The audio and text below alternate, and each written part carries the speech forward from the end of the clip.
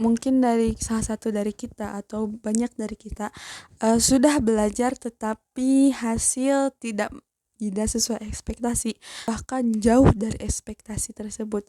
Ataupun ketika kita sudah belajar tapi serasa semua ini akan sia-sia saja. Mungkin di video kali ini aku akan ngebahas beberapa poin yang bisa membuatku kembali lagi bersemangat belajar, kembali lagi bersemangat untuk melakukan hal-hal yang baru, ataupun kembali lagi merasakan rasanya ketika bahagia sudah belajar. Uh, Mungkin ada beberapa faktor kenapa ketika kita kehilangan semangat, atau contohnya seperti ketika kita sudah belajar sangat keras untuk hal itu ataupun seperti ujian, tetapi ketika kita mengetahui nilai dari hasil belajar itu ataupun nilai dari kertas ulangan itu ternyata jauh banget dari apa yang telah kita usahakan, dan itu pasti akan membuat kita untuk belajar pun akan sangat-sangat tidak bersemangat, karena pada buktinya ketika kita sudah belajar sungguh-sungguh, hasil ujian itu tetap sangat kecil. Mungkin ataupun ada contoh lainnya seperti ketika kita sudah mempersiapkan untuk kuliah, nilai kita dari kelas 10, tetapi ketika kita kelas 12 kita melihat ekonomi keluarga kita sedang terpuruk, harapan untuk kuliah kita akan mengecil, dan itu mungkin membuat kita bertanya-tanya untuk apa sih belajar, atau apa sih gunanya untuk belajar kita dari kelas 10 itu akan sangat terasa sia-sia. Mungkin ada beberapa orang yang sama seperti yang tadi aku ceritakan. Mungkin di sini aku akan meng-share uh, pemikiran-pemikiranku yang membuatku kembali bersemangat belajar. Nah, untuk yang poin pertama yaitu tentang cobalah belajar untuk diri kalian sendiri, bukan untuk nilai ataupun bukan untuk kuliah kalian.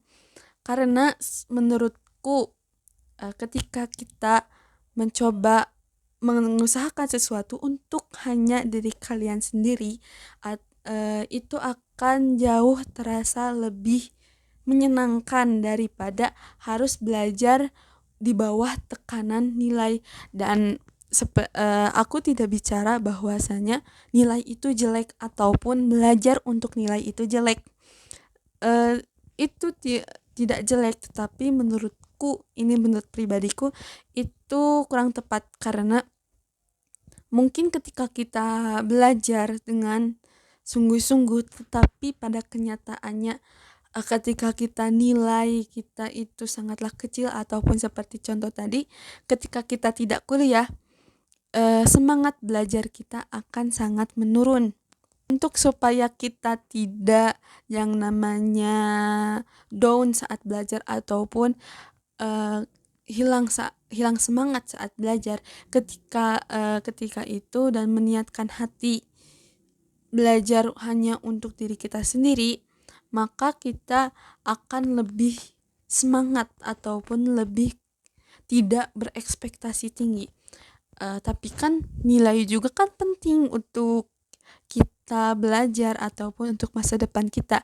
Ya memang itu sangat penting, tetapi usahakanlah belajar itu untuk diri kalian sendiri. Sepengalamanku, ketika aku belajar, bahkan waktu itu aku belajar untuk ujian, aku sampai tidak tidur semalaman karena ya menghafal itu untuk belajar. Nah, ketika itu aku sudah berekspektasi bahwa nilaiku akan jauh lebih membaik daripada nilai-nilai sebelumnya. Tetapi pada kenyataannya ya tidak seperti itu, bahwa nilaiku ya jauh dari kata memuaskan. Setelah mengalami hal itu, mungkin karena salah niat tadi bahwa aku belajar untuk nilai bukan untuk diriku sendiri, aku sangat kecewa dengan belajar itu sendiri, karena kita sudah payah-payah tetapi nilainya kecil. Nah, mungkin di sini aku sadar bahwasanya aku salah dalam meniatkan untuk belajar, tetapi niatku waktu di situ nilai, tetapi bukan untuk diriku sendiri. Apakah itu salah? Ya jelas tidak, karena ketika aku tidak mempunyai motivasi untuk nilai, aku tidak akan belajar. Nah, jadi kesimpulannya bahwasanya belajarlah untuk diri kita sendiri. Apakah nilai tidak penting? Itu sangatlah penting untuk memotivasi kita dalam hal belajar. Nah, mungkin poin pertama itu yang mungkin bisa membantu kalian. Nomor kedua, belajar bisa bikin kita terhindar dari stres. Menurutku itu sangat-sangatlah benar, karena menurut pengalamanku, sebelum ketika kita membahas pengalaman, jelas bahwasanya orang yang lebih tua ataupun orang yang seumuranku lebih banyak pengalamannya daripada aku. Tetapi mungkin di sini aku akan menceritakan beberapa atau men-sharingkan cerita supaya ketika kalian mengalami hal serupa sepertiku, maka kalian bisa ya mempraktikkannya supaya semangat lagi dalam belajar. Nah, kembali lagi yang ke nomor 2. Nomor 2 itu belajar bisa menurunkan tingkat stres ataupun overthinking. Selagi belajar itu baik ataupun selagi belajar itu secukupnya ataupun tidak yang namanya memaksakan diri, istirahat cukup, belajar pun cukup, untuk kita self reward juga cukup, maka mungkin di situ tingkat stres kita akan menurun ataupun tingkat overthinking kita akan menurun. Contohnya seperti ketika kita akan menghadapi suatu proyek besar ataupun suatu ujian besar seperti ujian akhir semester. Ketika kita menghadapi ujian tersebut, secara otomatis kita akan mengkhawatirkan hasil dari ujian tersebut, ataupun ketika kita melakukan ujian tersebut apakah kita bisa atau tidak menjawab pertanyaannya.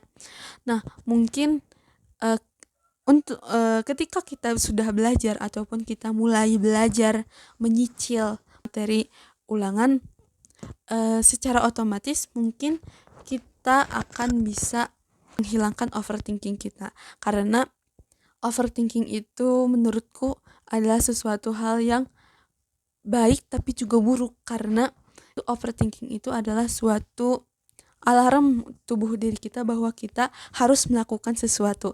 Nah, kebanyakan dari kita ketika kita overthinking, apalagi tentang nilai, terutama bagi pelajar, kita cenderung akan menganggap itu susah dan akhirnya kita tidak melakukan apapun. Nah, disitulah overthinking itu akan sangat membahayakan bagi diri kita. Supaya overthinking itu tidak tinggi ataupun tidak mempengaruhi aktivitas sehari-harian kita, maka lakukanlah take action seperti ya yang tadi saya ketika menghadapi ujian, maka belajar. Ketika kita menghadapi proyek, maka kerjakanlah.